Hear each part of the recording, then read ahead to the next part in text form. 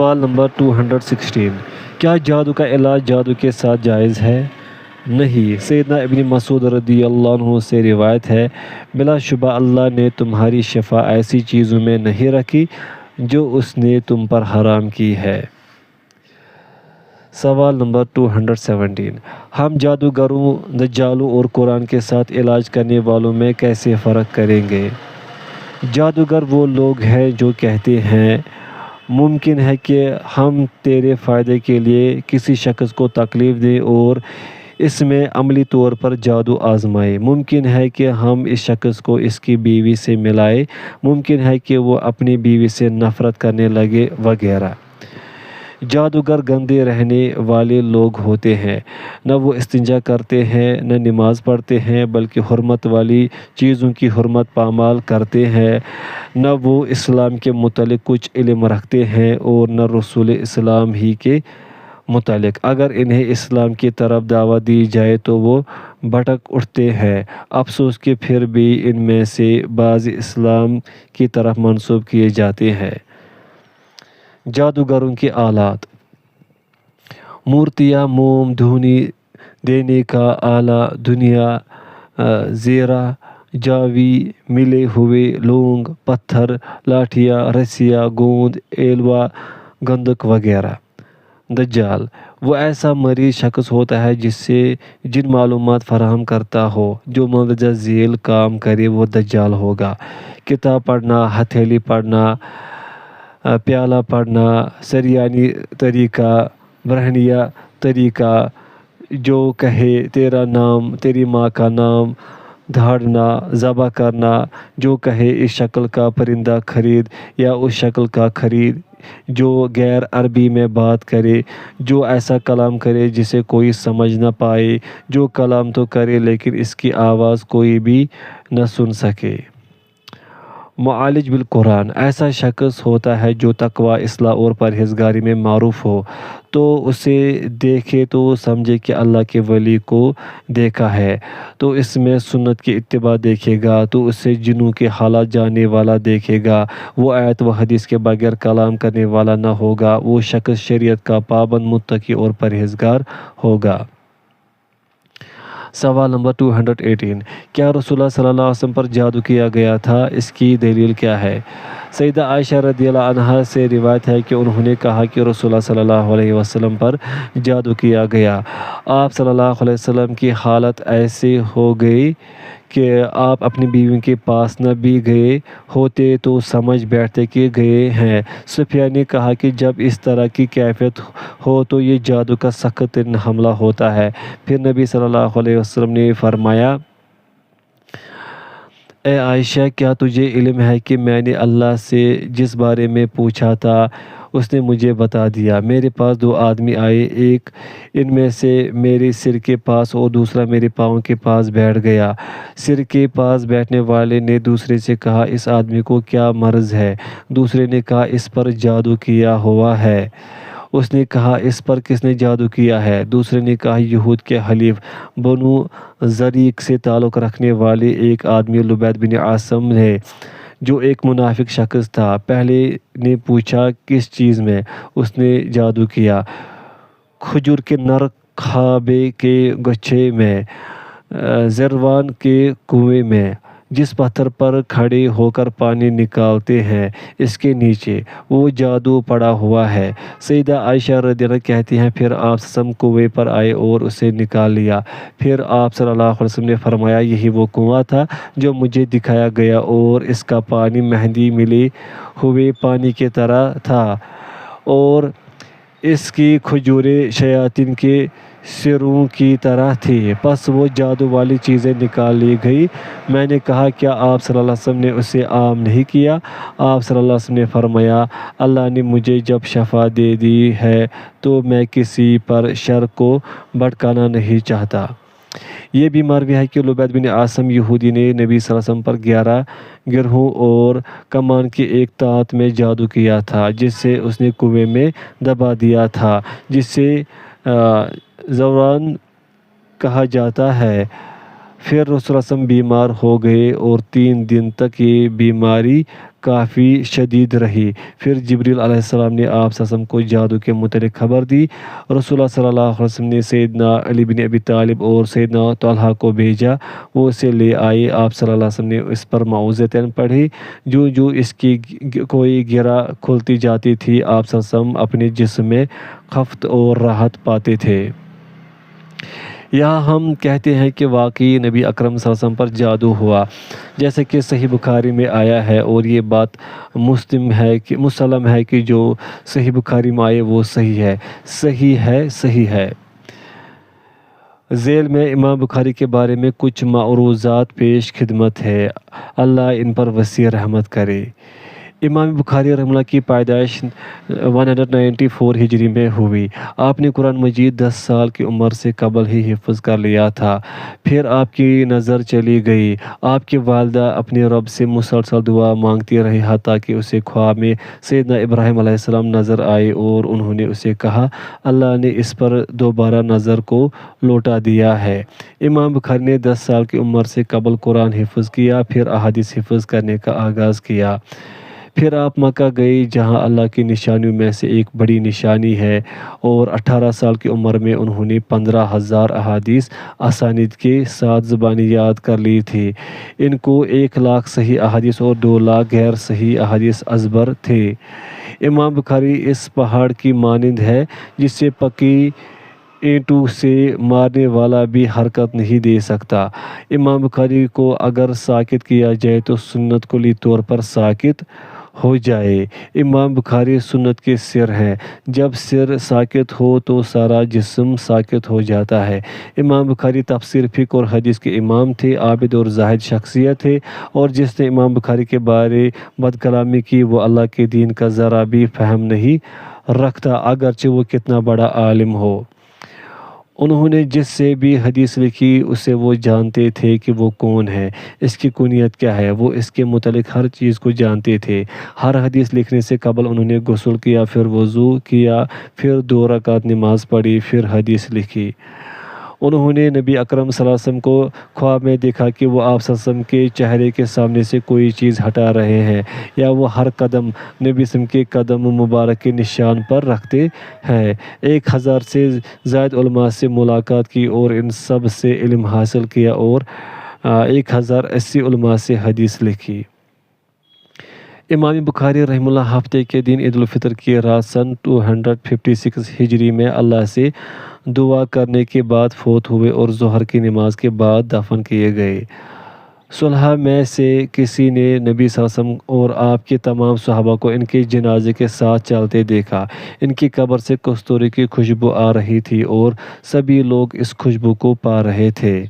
جب آپ بغداد آئے تھے تو کچھ محدثین نے آپ کا امتحان لینے کے غرض سے 100 احادیث لی اور ان کے متون اور اسانید کو باہم رد و بدل کرنے کے لیے 10 آدمی کے سپرد کی، اور ہر آدمی کو 10 احادیث دے کر حکم دیا کہ ان میں رد و بدل کرو۔ پھر جب یہ کام ہو چکا تو ان میں سے ایک آدمی نے پہلی حدیث کے بارے امام بخاری سے پوچھا تو انہوں نے کہا میں اسے نہیں جانتا۔ پھر اس نے ان سے دوسری حدیث کے بارے پوچھا تو آپ نے فرمایا میں اسے نہیں جانتا، حتیٰ کہ وہ 10 احادیث سے فارغ ہو گیا، اور امام بخاری کہتے رہے میں اسے نہیں جانتا۔ پھر دوسرا آدمی اٹھا، اس نے اپنی 10 احادیث پیش کی، اس کے ساتھ بھی پہلے جیسا معاملہ ہوا، یہاں تک کہ وہ 10 آدمی اپنی اپنی احادیث پیش کرتے رہے، لیکن امام بخاری نے اسے زیادہ جواب نہ دیا کہ میں اسے نہیں جانتا، لیکن علماء کو اس کے باوجود پہچان تھی کہ وہ اس کا علم رکھتے ہیں۔ پھر امام بخاری نے ان میں سے پہلے کو کہا تیری پہلی حدیث اس طرح سے ہے، دوسری اس طرح سے ہے، اسی طرح سے 10 تک بیان کی، ہر متن کو اس کی سند کے ساتھ اور ہر سند کو اس کے اپنے متن کے ساتھ ملایا۔ پھر باقی 9 سے بھی یہی معاملہ کیا۔ سب لوگوں نے ان کے حافظے کا اقرار کیا اور ان کی فضیلت کا یقین کر لیا۔ یہ تھے امام بخاری رحمہ اللہ۔ سوال نمبر 219، رسول اللہ صلی اللہ علیہ وسلم پر کیسے جادو کیا جا سکتا ہے جبکہ وہ اللہ کے رسول ہے؟ یہ معاملہ ساری امت کو یہ امر سکھانے کے لیے تھا کہ جادو حق ہے، وہ اللہ کے اذن سے باعث تکلیف ہوتا ہے، اور یہ کہ رسول اللہ صلی اللہ علیہ وسلم بشر ہیں۔ سوال نمبر 220، وہ جادو جو نبی صلی اللہ علیہ وسلم پر کیا گیا وہ آپ پر کیسے اثر انداز ہوا تھا؟ وہ جادو آپ صلی اللہ علیہ وسلم پر اس طرح اثر انداز ہوا تھا کہ آپ ایک کام نہ بھی کرتے تو ایسے محسوس ہوتا کہ میں نے یہ کام کیا ہے۔ سوال نمبر 221، کیا اس عرصے میں جس میں آپ صلی اللہ علیہ وسلم پر جادو کا اثر تھا وحی کا نزول ہوا تھا؟ نہیں، اللہ تعالیٰ کے فضل سے مطلقاً اس عرصے میں وحی کا نزول نہیں ہوا تھا۔ حدیث نمبر 222، ہم اس آیت کریمہ واللہ یعصمک من الناس اور رسول اللہ صلی اللہ علیہ وسلم پر جادو والی حدیث میں کیسے تطبیق دیں گے؟ اور اللہ تجھے لوگوں سے بچائے گا، سورۃ المائدہ۔ اس آیت اور حدیث میں کوئی تعارض نہیں، وہ اس طرح سے کہ یہ آیت نبی اکرم صلی اللہ علیہ وسلم کی جادو سے شفا پا لینے کے بعد نازل ہوئی ہے۔ سوال نمبر 223، نبی اکرم صلی اللہ علیہ وسلم کا جادو سے علاج کیسے کیا گیا؟ حضرت جبریل علیہ السلام حاضر ہوئے اور انہوں نے نبی کریم صلی اللہ علیہ وسلم کو ان الفاظ میں دم کیا: بسم اللہ ارقیک من کل شیء یؤذیک من شر کل نفس او عین حاسد، اللہ یشفیک، بسم اللہ ارقیک، 3 مرات۔ یعنی اللہ کے نام کے ساتھ میں آپ کو ہر اس چیز سے دم کرتا ہوں جو آپ کے لیے باعث تکلیف ہے، ہر نفس کے شر سے اور ہر حاسد کی آنکھ سے اللہ آپ کو شفا دے گا۔ اللہ کے نام کے ساتھ میں آپ کو دم کرتا ہوں، 3 بار پڑھ کر انہوں نے آپ کو اس کے ساتھ دم کیا۔ نبی کریم صلی اللہ علیہ وسلم نے سیدنا علی بن ابی طالب اور سیدنا طلحہ رضی اللہ عنہما کو بھیجا، وہ دونوں اس کنویں سے جادو کو لے آئے جس میں وہ دفن تھا، پھر انہوں نے ایک ایک کر کے اس کی تمام گرہیں کھول دی۔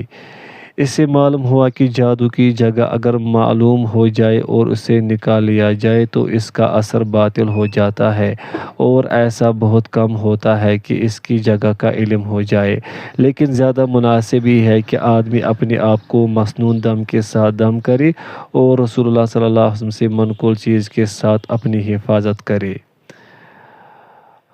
سوال نمبر 224، کیا دور نبوی میں دم کیا جاتا تھا؟ امام ابن حبان رحمہ اللہ نے ذکر کیا ہے کہ بلا شبہ رسول اللہ صلی اللہ علیہ وسلم سیدہ عائشہ رضی اللہ عنہا کے پاس داخل ہوئے اور ان کے پاس ایک عورت تھی جسے وہ دم کر رہی تھی۔ نبی اکرم صلی اللہ علیہ وسلم نے فرمایا، اللہ کی کتاب کے ساتھ اس کا علاج کر۔ سوال نمبر 225، کیا روحانی امراض کا کوئی علاج ہے یا نہیں؟ سیدنا ابو سعید خدری رضی اللہ عنہ سے مروی ہے، وہ نبی کریم صلی اللہ علیہ وسلم روایت کرتے ہیں کہ آپ صلی اللہ علیہ وسلم نے فرمایا، بلا شبہ اللہ نے جو بیماری بھی نازل کی اس کے لیے اللہ نے دوا بھی نازل کی ہے، جس نے اسے سیکھ لیا اس نے سیکھ لیا، اور جس نے جہالت برتی وہ جاہل ہی رہا، لیکن سام اس سے مستثنیٰ ہے، یعنی اس کا کوئی علاج نہیں۔ انہوں نے کہا، اے اللہ کے رسول صلی اللہ علیہ وسلم، سام کیا ہے؟ آپ صلی اللہ علیہ وسلم نے فرمایا، موت۔ سوال نمبر 226، کیا کاہن جھوٹ بولتے ہیں؟ سیدہ عائشہ رضی اللہ عنہا سے مروی ہے، انہوں نے کہا کہ کچھ لوگوں نے رسول اللہ صلی اللہ علیہ وسلم سے کاہنوں کے بارے میں سوال کیا تو رسول اللہ صلی اللہ علیہ وسلم نے ان سے فرمایا، بلا شبہ وہ کوئی چیز نہیں۔ انہوں نے کہا، اے اللہ کے رسول صلی اللہ علیہ وسلم، بے شک وہ بسا اوقات ایسی بات بھی بیان کرتے ہیں جو سچی ہوتی ہے۔ نبی اکرم صلی اللہ علیہ وسلم نے فرمایا، یہ کلمہ حق وہ ہوتا ہے جسے کوئی جن اچک لیتا ہے اور وہ مرغی کے بولنے کی طرح اپنے ولی کاہن کے کان میں ڈال دیتا ہے، پھر وہ اس میں سے 100 زائد جھوٹ ملا لیتے ہیں۔ نبی اکرم صلی اللہ علیہ وسلم سے یہ بھی مروی ہے کہ آپ صلی اللہ علیہ وسلم نے فرمایا، جو کسی نجومی کاہن کے پاس آیا پھر اسے کسی چیز کے متعلق سوال کیا تو ایسے شخص کی 40 راتوں کی نماز قبول نہیں ہوتی۔ نیز آپ صلی اللہ علیہ وسلم سے یہ بھی مروی ہے، جو کسی کاہن کے پاس آیا اور اس کے کہے کی تصدیق کی، بلا شبہ وہ اس شریعت سے بری ہے جو اللہ نے محمد صلی اللہ علیہ وسلم پر نازل کی۔ سوال نمبر 227، جنوں کے وجود کے متعلق شیخ الجزائری کی کیا رائے ہے؟ فضیلت الشیخ ابو بکر الجزائری نے جنوں کے متعلق فرمایا، بلا شبہ جنوں کا انسانوں کو تکلیف دینا ثابت ہے، اس کا انکار نہیں کیا جا سکتا، کیونکہ وہ دلیل سمعی اور دلیل حسی دونوں کے ساتھ ثابت ہے۔ عقل اس کو محال نہیں کہتی، بلکہ اس کی اجازت دیتی اور اس کے وجود کو ثابت کرتی ہے۔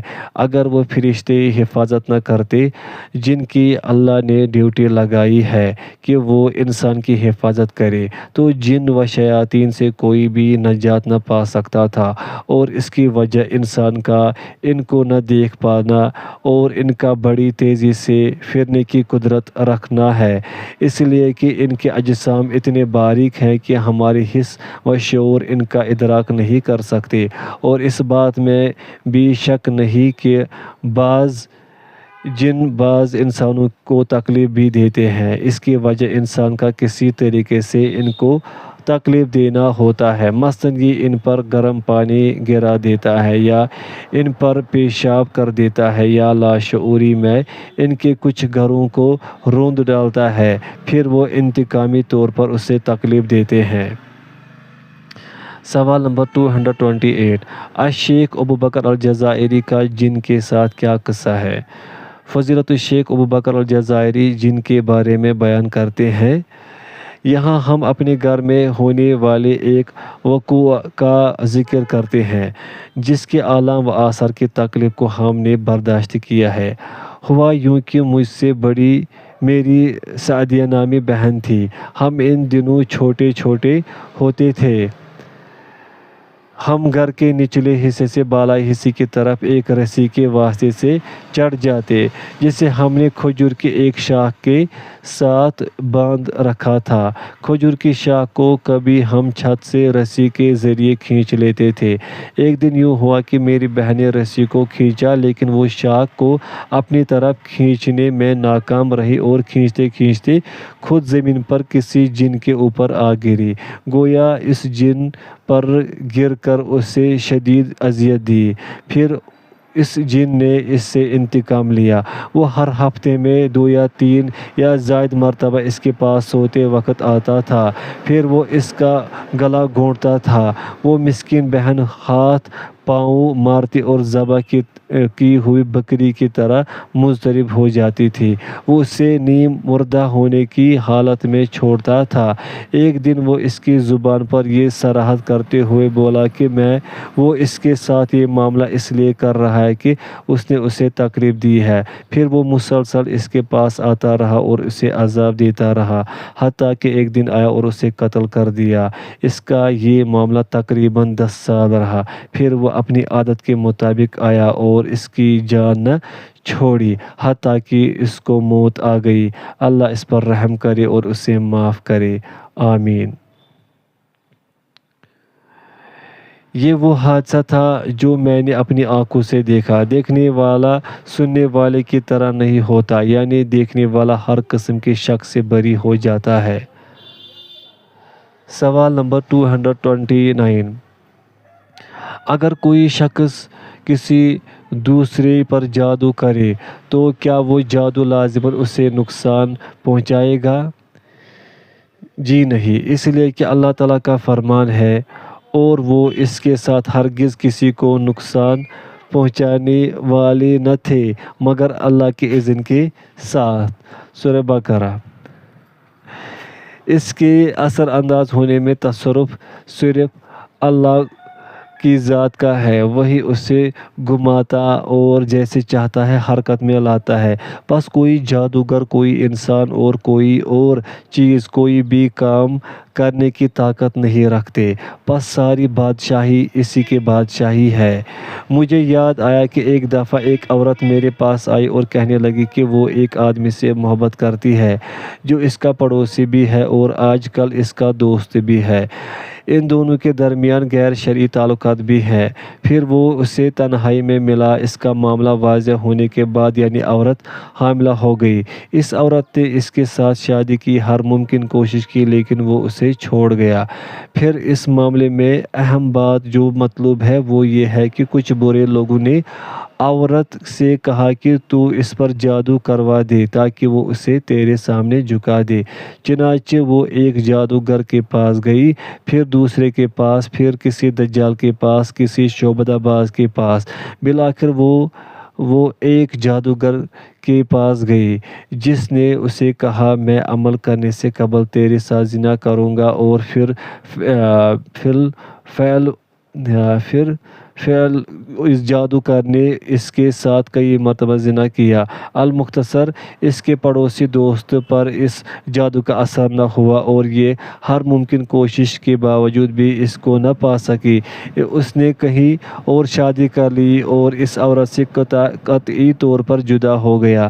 اس سے معلوم ہوا کہ اللہ نے اس کے مقدر میں اس جادو کا اثر نہ لکھا تھا، اس لیے وہ بچ گیا۔ تو حکم صرف اللہ تعالیٰ ہی کا چلتا ہے۔ پھر جب ہم نے اس عورت کو اس کے عمل کی حرمت سے آگاہ کیا اور اسے اللہ کے عذاب سے ڈرایا تو اس نے سچے دل سے توبہ کر لی۔ ہم اللہ سے سوال کرتے ہیں کہ وہ مسلمان کو اچھے طریقے سے اس کے دین کی طرف پھیر دے۔ سوال نمبر 230، مشرکین نے نبی صلی اللہ علیہ وسلم کی دعوت کو کیسے ٹھکرایا؟ اللہ تعالیٰ نے ان کے متعلق یوں فرمایا، ترجمہ: اور اگر ہم ان پر آسمان سے کوئی دروازہ کھول دیں پس وہ دن بھر اس میں چڑھتے رہے تو یقیناً کہیں گے کہ بات یہ ہے کہ ہماری آنکھیں باندھ دی گئی ہے بلکہ ہم جادو کیے ہوئے لوگ ہیں۔ سورۃ الحجر۔ آیت مذکورہ میں اللہ تعالیٰ ان کے کفر کی شدت، ان کے عناد اور ان کے حق سے تکبر کرنے کی خبر دیتے ہیں کہ بلا شبہ اگر اللہ ان کے لیے آسمان میں دروازہ بھی کھول دیتے اور وہ اس میں چڑھ بھی جاتے پھر بھی وہ اس کی تصدیق نہ کرتے بلکہ کہتے سکرت ابصارنا، یعنی ہماری آنکھیں ہی بند کر دی گئی تھی، ہماری آنکھیں اندھی کر دی گئی تھی، ہم پر تو جادو کر دیا گیا تھا۔ سکران اس کو کہتے ہیں جو عقل نہ رکھتا ہو۔ سوال نمبر 231، کیا یہ سچ ہے کہ تمام انبیاء پر جنون اور جادو کی تہمت لگائی گئی تھی؟ ہاں یہ سچ ہے۔ اللہ تعالیٰ کا فرمان ہے، ترجمہ: اسی طرح ان لوگوں کے پاس جو ان سے پہلے تھے کوئی رسول نہیں آیا مگر انہوں نے کہا یہ جادوگر ہے یا دیوانہ۔ سورۃ الذاریات۔ اللہ تعالیٰ اپنے نبی محمد صلی اللہ علیہ وسلم کو تسلی دیتے ہوئے فرماتے ہیں کہ جیسے یہ مشرک کہہ رہے ہیں اسی طرح ان سے پہلے اپنے رسولوں کو جھٹلانے والے لوگوں نے بھی کہا تھا۔ كَذَلِكَ مَا أَتَى الَّذِينَ مِن قَبْلِهِم مِّن رَّسُولٍ إِلَّا قَالُوا سَاحِرٌ أَوْ مَجْنُونٌ۔ سوال نمبر 232، کیا چاند کا پھٹنا جادو سے ہے؟ ارشاد الہی ہے، ترجمہ: اور اگر وہ کوئی نشانی دیکھتے ہیں تو منہ پھیر لیتے ہیں اور کہتے ہیں کہ یہ ایک جادو ہے جو گزر جانے والا ہے۔ سورۃ القمر۔ ہجرت سے قبل چاند 2 ٹکڑے ہو گیا۔ مشرکین کہنے لگے رسول اللہ صلی اللہ علیہ وسلم نے چاند پر جادو کیا ہے، وہی جادو جو وہ تم پر کرتا ہے۔ وَإِن يَرَوْا آیَةً، یعنی اگر وہ کوئی دلیل، حجت اور برہان دیکھ لے، یعرضوا، یعنی وہ اس کے سامنے سر نہ جھکائیں گے بلکہ اس سے اعراض کریں گے اور اسے اپنی پشتوں کے پیچھے ڈالیں گے۔ وَيَقُولُوا سِحْرٌ مُسْتَمِرٌّ، یعنی وہ کہتے ہیں یہ چیز جس کا ہم نے مشاہدہ کیا اس جادو کا حصہ ہے جو اس نے ہم پر کیا ہے، اور مستمر کا معنی ذاہب یعنی باطل ہے جس سے کوئی دوام نہیں ہوتا۔ سوال نمبر 233، مجھے ایک جادوگر نے بتایا ہے کہ اس کا جادو سمندر میں ہے، پھر میں اسے کیسے زائل کروں؟ جادو کے 2 کنارے ہوتے ہیں۔ پہلا کنارہ مسحور کے جسم میں ہوتا ہے، خواہ اس نے اس جادو شدہ چیز کو کھایا ہو یا پیا ہو یا اس پر چلا ہو یا کسی جن کے ذریعے ہو۔ دوسرا کنارہ سمندر میں، فضا میں، خشکی میں، زمین میں، کسی درخت میں مدفون یا مچھلی میں ہوتا ہے، بس یہ ساری چیزیں مجھے پریشان نہیں کر سکتی۔ پہلا کنارہ زیادہ اہمیت رکھتا ہے۔ اگر اس کا علاج ہو جائے تو سبھی مشکلیں آسان ہو جاتی ہے، لیکن دوسرا کنارہ مجھے غمزدہ نہیں کرتا اور نہ میں اس کے ساتھ مشغول ہوتا ہوں، اس لیے کہ یہ جادوگروں کے راستے ہیں تاکہ وہ باطل کے ساتھ لوگوں کے مال حاصل کر سکے۔ سوال نمبر 234، کیا یہ بات درست ہے کہ سب سے افضل دم سورۃ الفاتحہ ہے؟ اللہ تعالیٰ فرماتے ہیں، بسم اللہ الرحمن الرحیم، الحمدللہ رب العالمین، الرحمن الرحیم، مالک یوم الدین، ایاک نعبد و ایاک نستعین، اہدنا الصراط المستقیم، صراط الذین انعمت علیہم غیر المغضوب علیہم ولا الضالین۔ سب تعریف اللہ کے لیے ہے جو سارے جہانوں کا پالنے والا ہے، بے حد رحم والا، نہایت مہربان ہے، بدلے کے دن کا مالک ہے۔ ہم صرف تیری عبادت کرتے ہیں اور صرف تجھ سے مدد مانگتے ہیں۔ ہمیں سیدھے راستے پر چلا، ان لوگوں کے راستے پر جن پر تو نے انعام کیا، جن پر نہ غصہ کیا گیا اور نہ وہ گمراہ ہے۔ صحیحین میں ہے، سیدنا ابو سعید خدری رضی اللہ عنہ سے مروی ہے کہ انہوں نے کہا کہ نبی اکرم صلی اللہ علیہ وسلم کے صحابہ کی کچھ نفری ایک سفر میں نکلی، یہاں تک کہ وہ عرب کے قبائل میں سے ایک قبیلے کے ہاں ٹھہرے۔ پھر ان سے حق مہمانی کا مطالبہ کیا لیکن انہوں نے انکار کر دیا۔ خدا کا کرنا کہ قبیلے کے سردار کو سانپ نے ڈس دیا۔ قبیلے والوں نے لاکھ جتن کیے مگر سردار کو آرام نہ آیا۔ پھر ان میں سے کسی نے کہا، اگر تم ان لوگوں کے پاس جاؤ جو یہاں اترے ہیں، شاید ان میں سے کسی کے پاس کوئی چیز ہو۔ پھر وہ ان کے پاس آئے اور کہنے لگے، قافلے والوں، ہمارے سردار کو کسی چیز نے ڈس لیا ہے۔ ہم نے ہر ممکن کوشش کی ہے کہ اس کو آرام آ جائے لیکن بے سود۔ کیا تم میں سے کسی کے پاس کوئی چیز ہے جو اس پر مؤثر ہو؟ ان میں سے ایک نے کہا، ہاں، اللہ کی قسم دم کرتا ہوں، لیکن اللہ کی قسم ہم نے تم سے حق کی ضیافت طلب کیا، تم نے ہماری ضیافت نہیں کی۔ اب میں تمہارے لیے اس وقت تک دم نہیں کروں گا حتیٰ کہ تم ہمارے لیے کوئی اوزانہ مقرر کرو۔ انہوں نے ان سے بکریوں کے ایک روڑ پر مصالحت کی۔ پھر وہ صحابی گئے اور اس پر الحمدللہ رب العالمین پڑھ کر دھتکارا تو وہ ایسے ہو گئے جیسے رسیوں سے آزاد کیا گیا ہو اور ایسے چلنے لگا جیسے اسے کوئی بیماری ہے ہی نہیں۔ سیدنا ابو سعید خدری رضی اللہ عنہ نے کہا، انہوں نے وہ اوزانہ پورا ادا کیا جس پر انہوں نے مصالحت کی تھی۔ کچھ لوگوں نے کہا، اسے تقسیم کر لو، لیکن دم کرنے والے نے کہا، ایسے نہ کرو، ہم نبی مکرم صلی اللہ علیہ وسلم کے پاس جائیں گے اور آپ صلی اللہ علیہ وسلم کے سامنے اس معاملے کا ذکر کریں گے، پھر ہم دیکھیں گے کہ وہ ہمیں کیا حکم دیتے ہیں۔ پھر وہ نبی کریم صلی اللہ علیہ وسلم کے پاس آئے اور آپ صلی اللہ علیہ وسلم کے سامنے بات چیت ہوئی تو آپ صلی اللہ علیہ وسلم نے فرمایا، تجھے کیسے پتہ چلا کہ وہ دم ہے؟ پھر آپ صلی اللہ علیہ وسلم نے فرمایا، تم نے درست کیا ہے، ان بکریوں کو تقسیم کر لو اور اپنے ساتھ میرا حصہ بھی رکھنا۔ پھر رسول اللہ صلی اللہ علیہ وسلم ہنسے۔ ایک روایت میں ہے کہ انہوں نے وہ سورت 7 بار یا 3 بار پڑھی تھی۔ دم میں تھوکنے کا محل قرات کے بعد ہے تاکہ ان اعضاء میں قرات کی برکت حاصل ہو جائے جن پر وہ گزرتا ہے۔ فاتحہ درج مضامین کو متضمن ہے۔ عبادت کا خالص کرنا، اللہ کی تعریف کرنا، تمام کام اس کے سپرد کرنا، اس پر توکل کرنا، اسے جامع کلمات میں سوال کرنا، اور ان تمام باتوں کا مجموعہ وہ ہدایت ہے جو تمام نعمتوں کے حصول اور تمام بیماریوں سے دوری کا سبب ہے۔ سورۃ الفاتحہ تمام ادویات میں سے بڑی دوا، شفا کا موجب اور کفایت کرنے والی ہے۔